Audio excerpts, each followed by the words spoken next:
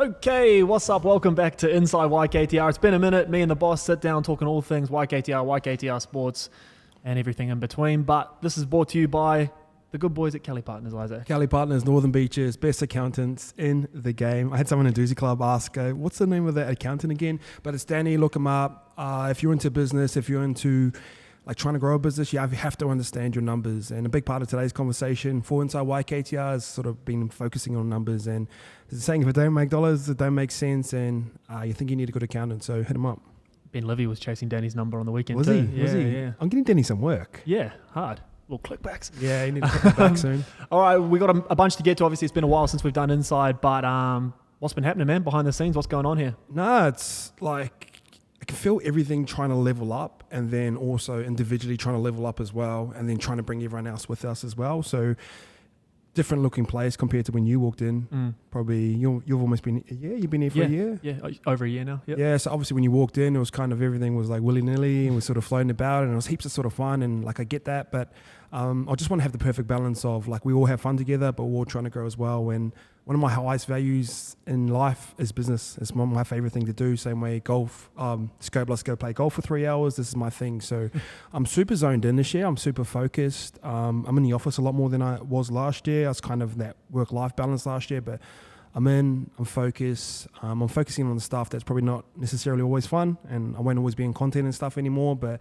it's the stuff that you really need to have to make a business grow. So that's me. Yeah, you touched on it off the jump. You have sort of made not a conscious effort, it sort of happened organically, but now you've made a point of you will be in less content moving forward. Is that a decision based purely on work output? Like you want to focus more on work, or what was sort of the decision? And it kind of happened naturally, but yeah.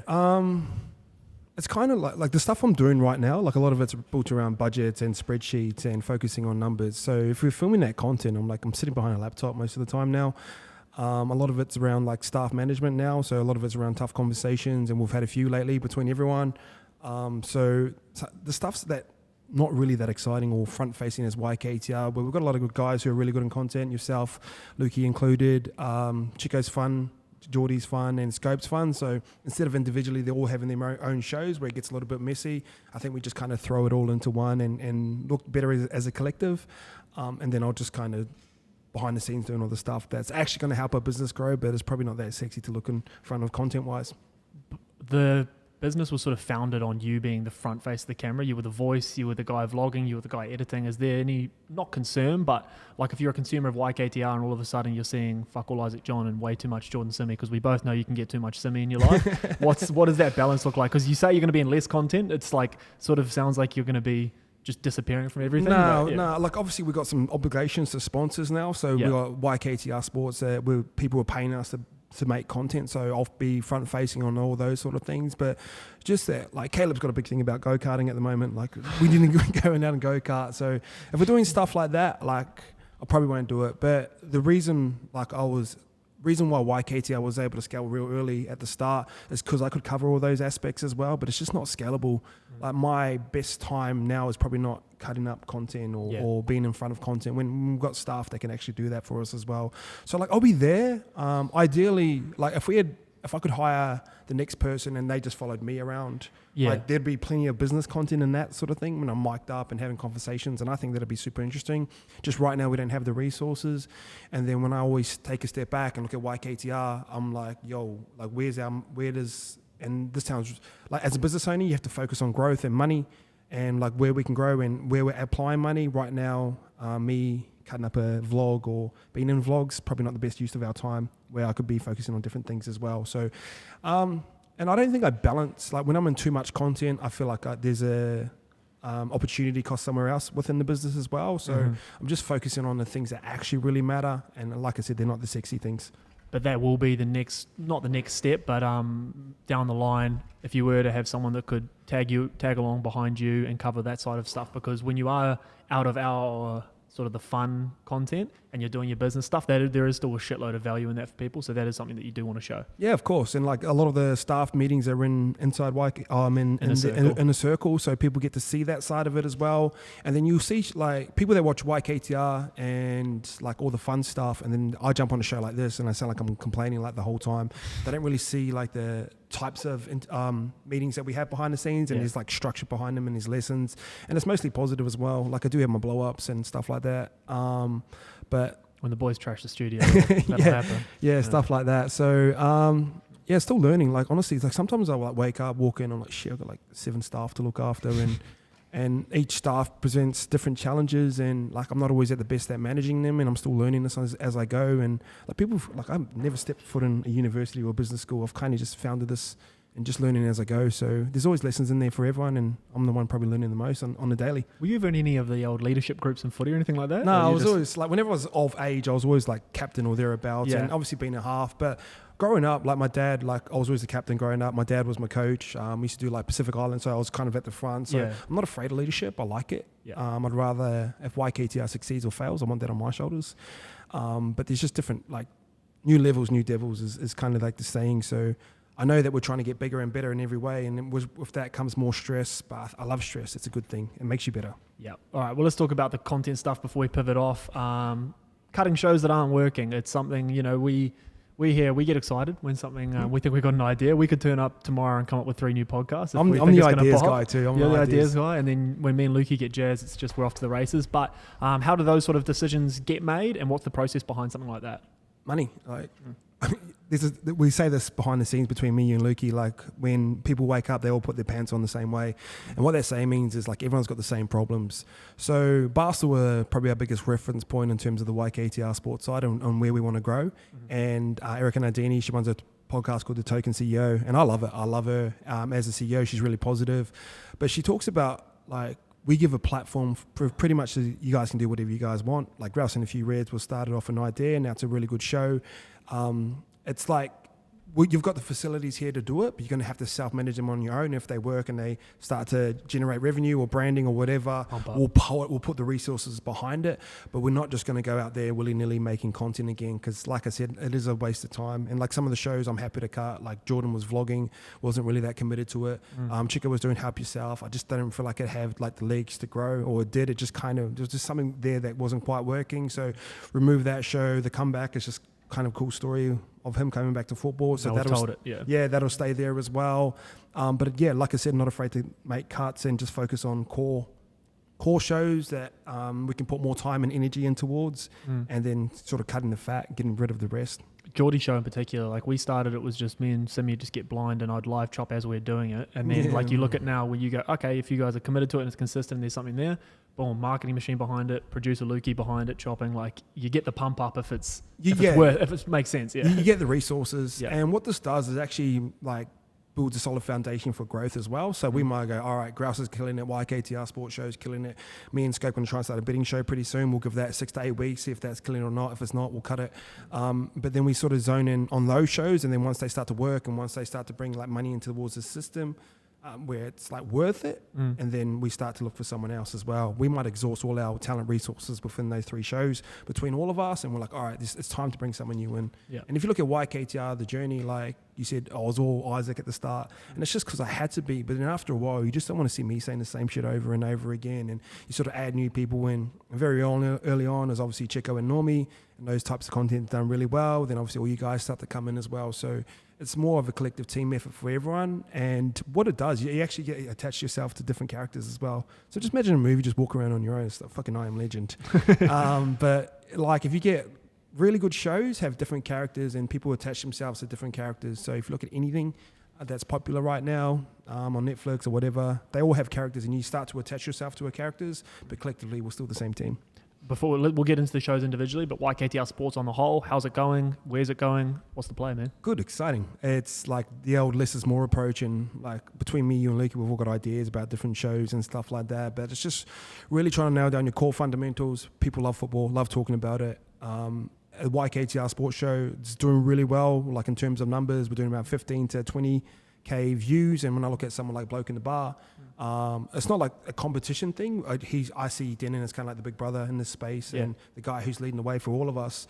We're doing similar numbers to them, not audio, but in terms of visual, we're sort of lining up with something who's as good as Den and Kemp. So that's really exciting. Obviously, the Hello Sports Boys are moving around the corner as well. In my opinion, they're the best podcasters in this space as well. Just personal preference. I like their style of content. I love their I don't know, they're dry as fuck. Dry as fuck. And I love that type of stuff, but they could be anything as well. So not aligning ourselves with them, but potentially tapping in with them and doing a little bit of things. But it's just me, you, and Scope right now. We're just going to focus on that and then bring guests in every now and then. And there's a really good clip on Barstool Sports where they talked about like guests bring people into the show that you potentially might have new people that come in, but ideally we want to build the show of me, you, and Scope right now. Yeah. And like hopefully we bring new people in and they like our takes and they like our stuff. And like a lot of people go to me, you should be like paying attention to more games and stats.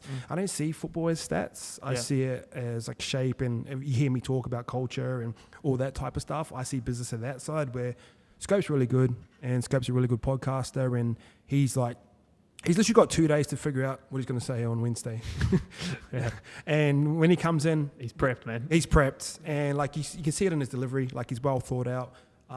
Those little pauses that you sort of talk about as well, where I come together on Wednesday morning, start typing out my notes, and I kind of just go in and out and have my take. And not everyone's going to always enjoy those takes, but it is sports. Like, it's okay to be biased in sports. It's good that you and I disagree on pretty much everything when it comes to footy as well. And obviously we are excited about the sports show. We mentioned when we first started YKTR Sports, we wanted to nail the off-season. I think we did a good job this year of creating engaging and interesting content and opinions and takes around that. But footy's where we're going to do our work, and thank fuck footy's back this week. And people just love footy, bro. It's like you forget. Yeah, I can't wait, man. Yeah, you forget how people are invested into it as well. And obviously, like we'll do an hour show and people will nitpick all the things that we've said wrong and stuff like that. And that's okay. It's good for engagement, drives all that sort of stuff as well. But like one part where I kind of want to like be a different. So if you look at Denon Kemp right now, he's doing like a lot of great shows and like he's in LinkedIn with Maddie and Andrew Johns and Cameron Smith. I listened to Captain's Run last week. It was good. Yeah, it was mad. Yeah. I don't know about that. What's the SEN? Is that just a radio? SEN, what is it? Like, yeah, so, but it is on his podcast platform as well. Cool. You can listen to it, yeah. So they had Bellamy on and Ponga as well, like called in. Similar to how we had Cheese at the start of the show. They cut in interviews with, and obviously Cameron Smith and Bellamy is a pretty good dynamic. So then you kind of moving towards like traditional mainstream media as well with Denon, where we kind of don't want to be in that space where we will kind of lean into. I know they had guest players on, but we'll try and build shows around current players right now. And obviously when we first started, we had the idea of like bringing someone in, and we brought someone in. Obviously I'm not going to say his name right now, but that dynamic just didn't work. Like a bunch of ex-players talking about thing. And I know me and Scope are ex-players, but we kind of want to dive into it like towards a younger demographic, if that makes sense. Yeah, we're trying to carve our own path. Like we have our inspirations, we have our Barstool, we have our bloke, we have our Hello Sport, we have everything that we're keeping an eye on. We just observe, we consume, and then we go, oh cool, let's go this way. So and that's important. Like a lot of people go to us, like this show here, like you're just copying like the Dave Portnoy show. Like and when you start something, like when you're a young fella and you're trying to dress nice, like you look at someone that you idol and you copy them until you develop your own. What's the cool kid at school wearing? You to develop your own style. And footy, like I used to just watch Andrew Johns and copy his style until you start to develop your own things. And then Benji Marshall comes along. It's nothing different in business. Like everything YKTR has been built off is Gary Vee. Like I literally just copy everything he does until I start to develop my own style. And it's the same with sports media. Like we're looking at Barstool, we're looking at Complex, we're looking at Bloke in the Bar, we're looking at Fox Sports, we're looking at, we're going to copy until we find our thing. And then once we find our thing, very much like Grouse A Few Reds, we just allocate all our resources to it. All right, well, we've been dancing around it. Let's get to the number one show on the network. Grouse and A Few Reds. How's it going from the top looking down at us peasants? It's good. Obviously, like Geordie's wonderfully talented and potential, but I don't say potential as a compliment. I've always seen potential as kind of an insult. Not an insult, but you just haven't maximized your ability yet. And when I left football and I was an average footballer, my biggest thing is I feel like I wasted my time and potential. And when I moved into this next phase of life, I didn't want to waste my potential. It was time. It's kind of the only thing that we have, and effort's something you can control, and work ethic's something you can control. And I don't feel like I was always that guy in football, and I was never going to be the best guy, but I just wanted to be like that. With Geordie, like we had vlogs, he had his own show as well. It was just kind of trying to find like where he fitted in, and like he fits in well as like a number two. Like he's a Scottie Pippen. Like I'm not saying you're Michael Jordan, but you can steer him in the right direction, and you can let him go. And a lot of great things are happening off the back of that show. It's just light. It's fun. Like life at YKTR is really light and fun. Obviously, sports is like a little bit more serious, but we take a bit of piss. That's just kind of like a lighthearted show that just talks shit, and it's good. And I think it's scalable as well, so it's fun. Yeah. I was listening to what's Schultz and Charlemagne the Gods, Brilliant Idiots. I was listening to that last night, and like they were literally talking about nothing. And I was just like, I just sit there and go, yeah. And it's easy. Yeah. Easy content's always good because a lot of people come home from a hard day's work or hard week's work because Grouse is on 3 o'clock in the afternoon on a Friday. Just sit there and listen to the cunts talk shit, and it's good. Yeah, it's an easy Friday watch.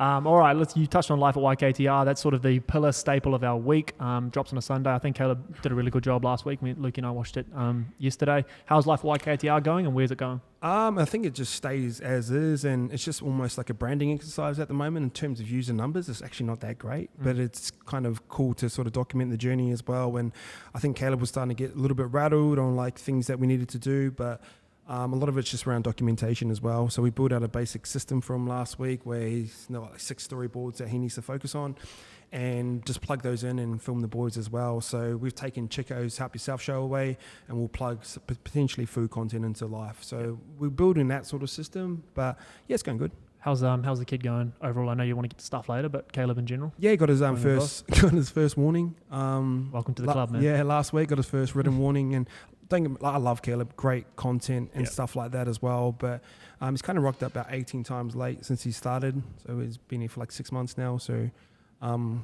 kind of had to give him his first warning, and I gave him so many opportunities to like rock up on time, and just the one thing is like rock up on time, and everything else kind of falls into place. And we had the conversation as well where he goes, oh, but my life of YKTR content's good. I was like, yeah, it's good, but it's important that you rock up Monday to Friday as well. Like rock up if you've got a smile on your face, if you're great for the team dynamic.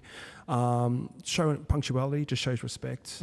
Just all that little small stuff that matters, like rock up, smile on your face. It's important. Yeah. And it's only small things, but they start to add up as well. And I kind of said to him, if Steven Spielberg was making our fucking life at YKTR and he wasn't buying into what we're trying to do here as a team, you're no good to anyone. Yeah. And even if you're the best player on the football side, and I used to see this in football. Like I remember when I first got to Penrith and got rid of like Michael Jennings and Luke Lewis, and I know these guys went on to the best Michael player. Gordon as well. Michael Gordon, yeah, like they move these types of people on. And you kind of look at them like, bro, they're so talented. And I'm not saying that they were bad for the team. He just understood that like with this team as it is right now, how far could you go? And it's probably not as far as they'd like. And you look at someone like Penrith now, like powerhouse. Yeah. So, I was an average player as well, so I understood the importance of being like a good teammate as well, and like your jersey's not always earned. Like all your guys' jobs here aren't always like guaranteed. Like you still got to earn them, and I get a lot of people asking me for jobs as well. So I might start looking over the fence as well to see if there's potentially people that can help us grow and get to that next phase as well. Yeah, I've probably been guilty of similar to Caleb. It's like the environment sometimes is so fun that you lose the job element, and partisan of that is you almost lose that respect for your time, Luke's time, Scopes. You know what I mean? Because it is so much fun at times. You know what I mean? And one of the great compliments I got from around the office is, and I won't say who they were, but they're like, it always looks like you guys are having fun there, and like it looks like a mad environment to be a part of, which it is. And like, if you look at YKTR, it's just really big extension of me, Chico, and Corey's friendship. Like 3 guys who are probably way too much confidence than they need to be. Our communication style was to pay each other out. Like I'd rather someone pay me out. Like if I like you, I'm paying you out straight off the bat. If you're like complimenting me, I'm like, oh, I don't like, get this dude away from me. And that's like kind of our friendship, and then it kind of filters into here. Like obviously, like you walk with a bit more confidence now. Caleb's like a completely different dude as well. But then there's that balance of like confidence and like arrogance as well. So confidence is cool when it's backed up by results. Yeah. Conor McGregor was the coolest dude 4 years ago. Yeah. You look at him now, you're like kind of like, oh, because he's not kind of getting the results as well. So it's trying to find that balance of, yo, let's all have fun, but make sure we're doing our job as well and make sure we're winning. There's nothing more fun than a winning team and a winning change room and having a beer after that. So, I'm still trying to find that balance, and I often wrestle with the idea of like, shit, have I hired wrong? But I think I can make it work, but I'm also not afraid to make changes as well. All right, let's move on to the big ticket item. It's these 4 letters across my chest. Core collection dropping Sunday 6 p.m. Get around it. YKTR, the clothing side of the business. How are we looking? Good. Like I see Instagram now as just a marketing board. Like it used to be like your documentation, but the algorithm of it's slowed down so much. So we've got like 80,000. We've been sitting on that for a while. Just the content doesn't hit as much as well. I'm not too sure if you start putting paid ads behind, if it starts to limit your organic growth. I think it. What do you reckon, Leaky? Do you reckon that happens? Nah. I don't think so. Or it's just such a matured platform. Very much like YouTube. Like I'm biased, but I feel like we should have more than 25,000 followers. subscribers on there as well. But it's just been around for so long, so people know what they're looking for. It's just that extra bit of effort. And we're a guys brand, like we don't like extra effort. Same as like Instagram as well. I think it's been around since like ages, so that's starting to mature. We should purely be putting our focus into TikTok right now. We are, but not as much as we'd want to. So that'll be changing pretty soon. So yeah, but YKTR as a whole, we're going to see Instagram as a like pure marketing machine. It wants it to be like a lot more tidy. Want it to look a bit more grown up as well. So we're putting all our effort into better photo shoots, locations. It will evolve like that, but that's kind of the focus for YKTR, and trying to keep it separate from sports as well. So still have that identity of like, this is us, but if someone new looking at YKTR looks at our brand and like, oh, that's like put together nice, or that's a cool marketing campaign. What story are they trying to tell? And trying to get new people into the system as well, because we're at a point now where like we're a decent sized business, but we could be a lot bigger. So, and a laser focus on product. I think you can see the maturity, not only in the content, which we will get to, but there's a natural maturity that's come through product just with even, in the last 6 months of you sort of laser focusing on that too. Yeah, like I'm back into product. Like I kind of like, sometimes me and Lukey have put a full collection together in like a day. Yeah. And like, I know like a lot of brands around there, like they're solely focused on product, but they're not that great at marketing, where a lot of brands will have better product than us. But I can nail branding and marketing like easy, but then I'm zoned in on product because I want it to look nice. And I wanted to like, when customers, especially new customers come in and like they touch a hoodie, it's like, yo, like this is cool. Like this is thought out, and like attention to detail has never been a strong point of mine. I like talk fast and move fast and try and work fast as well. So there's an opportunity cost of that, and that's sometimes detail. So we're trying to really nail every part of our business from top to bottom. So our content's more polished. Our marketing systems are more polished. When you get the product, it's well thought out. It's when you touch it, the tags are going to start looking cooler and stuff like that. And all that stuff, I'm just trying to level up. Hone in a little bit more on that. Dive a little bit more deeper on in terms of the less is more approach when it comes to marketing. So does that mean less sort of guerrilla marketing approach and more polished? Like, what do you mean when you say less is more when it comes to the marketing stuff? Same as all our content. Like if we try and, like our old system used to be posted 6 times a day on Instagram. And like, because the engagement and stuff's going down, the highest converting stuff for us was always like tweets and screenshot of tweets and asking questions like that. So we could build that out like that and then retarget. But then like when you jump on our page, it kind of looks like childish and like fun, and like it's always going to be a big part of who we are, because like naturally, like we're all fucking big kids. But let's use YouTube and let's use TikTok to engage that. But then once they jump on our YKTR page, it's like thought out and like I look at Emilion Dior, and we talked about Represent Clothing before. Like once you get their product, it's the same fabric that we use, but like their marketing looks so much like elevated that they can charge a higher price point, but they're making the clothes the same size, same price as us. So it's an interesting aspect, and I think it helps you grow and scale when people come on and like they've got a surprise on how good it is. Talking about detail, let's move on to the newest member of the team. She Knows, aka Sarah's little love child. Talk to me. Where are we going? So She Knows is always a really important part. And when you talk about scaling, you want to bring in different revenue streams. And She Knows is going to be a big part for us, because we've got a lot of girls that rock our stuff as it is. But she's been good. And like I've known her for like 10 years. We were never like super close or anything. And I kind of offered her the job like June, July last year. And she was meant to move down in September. Obviously, with all the COVID stuff, she delayed it and moved down. But she's been really good. So one thing when I put the job brief towards her, I like wanted someone that could challenge me in different aspects, and she definitely does that. Barky. Yeah, me and Lukey just sitting there, and I'm getting the growling. So, but it's interesting to bring like a different dynamic and energy into her as well. So Natasha will be back at the end of the year, and she'll run into almost 2IC straight away. But I think balance of energy is always good, because we're very much like a guys club at the moment, and like our chat reflects that, and sometimes our energy. I think a different balance of energy is always good. So she's been good for that. Like she's not in here, like she's in here like once or twice a week, but it's productive, and she's going to do some cool stuff for us as well. And she's helped me in a few different areas, like different systems and the way she operates. It's just good to see creative through a new set of eyes. Yeah. And when you are a creative, sometimes you get caught up in your own ideas, and I know I'm like that as well. Like, oh, this is my idea, and this is the way we do it. This is the way we do it. But sometimes it's good to look at the world through a different scope.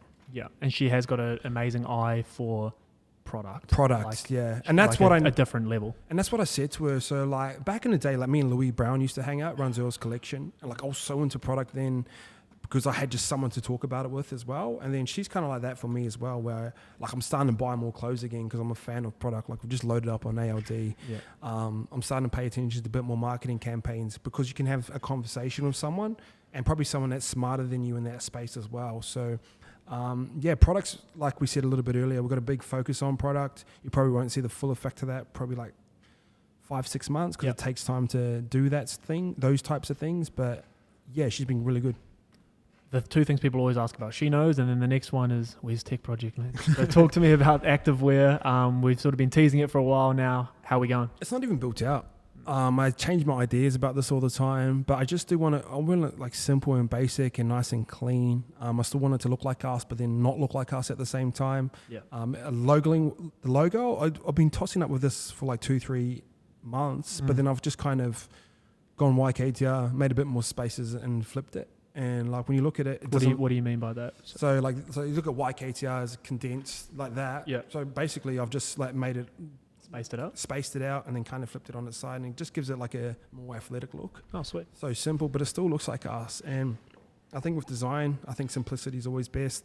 We're still in the fabric sourcing phase as well. So in terms of margin, like we won't be able to get the same margins on it because we're trying to get better fabrics, and eventually we kind of want most of it to be as sustainable as possible. You can't go 100% sustainable, but it's just like focusing on really cool basics, design, fabrics that's like useful. So if you look at YKTR, call it like spectator wear. So you go to a footy game, you rock YKTR.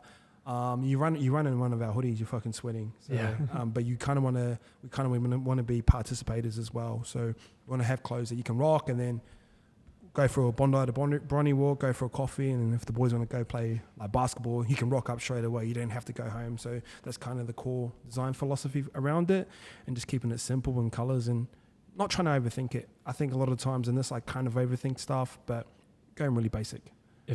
Stop teasing me, man. Give me a timeline. I don't care how rough it is. If you're still sourcing fabrics, what's the timeline for YKTR Activewear? Spring, August, September. Hopefully do our drop then.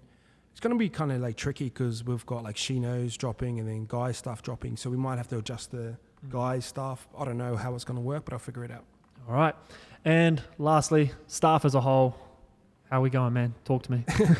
Collectively, like I sort of touched on before, like I think I'm creating entitlement with everyone. Obviously we're going to have a chat tomorrow morning. It was meant to be this morning, but I just don't want to, you know when you there's a kid and you can tell he's been raised from rich parents, you can just spot it from a mile away. I feel like with the environment that I've got right now, I think I'm nursing that. Or like if you think of a seed, once you plant it, I think I'm watering the plant wrong, where I think we're starting to get entitled between everyone. Like you rock up here, you get a free laptop, you get free clothes. Like we rock into a nice podcast studio. We've got a nice office upstairs. Fridge full of piss. You know what I mean? Personally, when everyone needs anything, like I always seem to be paying people out and stuff like that. But then the balance of it is like, I love the dynamic of how we roll right now, but then am I creating like the blurry line between friendships and your boss as well? So yeah. Still trying to figure it all out, but just right now, like we've got basically 2 rules: like rock up on time and like clean your desk. Yeah, and it's pretty simple. But I just don't want to create entitled people where they feel like we own something. To be honest, yeah. Like boys are paid well. There's no like ceiling on your earning capacity. Like if you deserve more, I'll give you more. Like free clothes, people know who you are as well, and it's kind of like a trap. You know what I mean? It's an environment that's not necessarily always great. Like it's fun to be around, but you fall into this false sense of like confidence. And I was just trying to manage that. Like I want the boys to be confident and back themselves, but I don't want them to become entitled. So that's kind of where I'm thinking right now. And I'm thinking, like I look around sometimes, and this is just being honest, like, is this a crew that can take us? Like if you look at a football side and they had a really good year and now they finish around 10th or 11th. Yeah. And you start looking around like, oh, are these the guys can get us into the finals? Or are these the guys who can win us a comp? Like, I don't know where that is right now for us. And like it's fun and I think I can make it work, but I'm starting to look for other talent as well. So that's probably what I'm thinking. I think that's a good way to end it there. Little mic drop. So hopefully I'm back next time after that little soliloquy there. But that is Inside YKTR for another week. Yeah, that's Thanks. it. Thanks.